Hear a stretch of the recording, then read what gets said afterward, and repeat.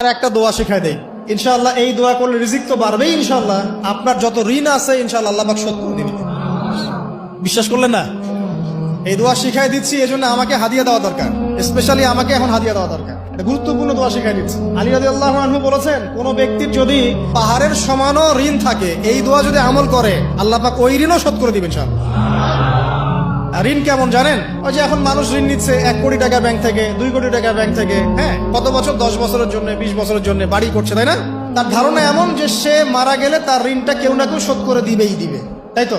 আর আল্লাহ রসুল কি বলছেন দেখেন, একজন মারা গেছেন, নবী সাল্লাল্লাহু আলাইহি ওয়াসাল্লামের সময় একজন মারা গেছেন।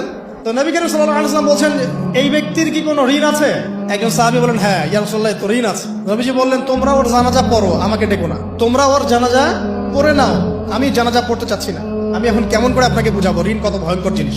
আপনি যে ব্যাংক থেকে 3-4 কোটি টাকার লোন নিয়ে রাখছেন, লাখ লাখ টাকা লোন নিয়ে বসে আছেন, দিব্যি সুখে বসে আছেন, এমন চিন্তায় যে আপনার মৌত হবে না। আর নবী সাল্লাল্লাহু আলাইহি ওয়াসাল্লামের সময়ে একজন মারা যাচ্ছেন, তিনি বলছেন তোমরা জানাজা পড়ে নাও, আমি জানাজা পড়তে চাচ্ছি না। মানে ঋণগ্রস্ত ব্যক্তি জানাজাও তিনি পড়তেন না। তারপরে একজন এসে বললেন, ইয়া রাসূলুল্লাহ, আমি তার ঋণ শোধ করে দিব, তার যা ঋণ আছে আমি শোধ করে দিব। তখন নবী এসে জানাজা পড়লেন সাল্লাল্লাহু আলাইহি ওয়াসাল্লাম।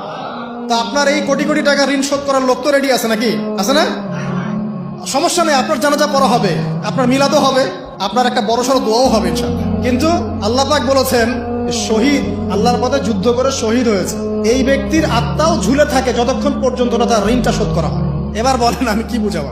আর কিছু বলতে হবে? তো এখন সেই দোয়া শিখাচ্ছি আপনাদেরকে, যে দোয়া শিখলে আপনারা ঋণ থেকে বাঁচবেন ইনশাআল্লাহ। কত দিবেন বলেন? আচ্ছা, হ্যাঁ, এই তো শুকরিয়া। দোয়া করবেন যেন আল্লাহ পাকের দিনটাকে আল্লাহর জমিনে প্রতিষ্ঠা করতে পারি। আমার সাথে বলেন, দোয়াটা হচ্ছে, আল্লাহুম্মা ইকফিনি বিহালালিকা আন হারামিকা ওয়া আগনিনি বিফদলিকা আম্মান সিওয়াকা। এই দোয়াটা ছোট না, এটা মুখস্থ করবেন, সেজদায় পড়বেন, নামাজের সেজদায় পড়বেন, আত্তাহিয়াতু দরুদ শেষ তারপরে পড়বেন, নামাজ শেষে হাত তুলে করবেন, যখন তখন শেষ রাতটা করবেন, ইনশাআল্লাহ দেখবেন আপনার ঋণ বলতে কিছু থাকবে না ইনশাআল্লাহ। যদি থাকেও, বড় কোনো ঋণ থাকেও, আল্লাহ পাক অন্য কোনো মাধ্যমে এটা শোধ করার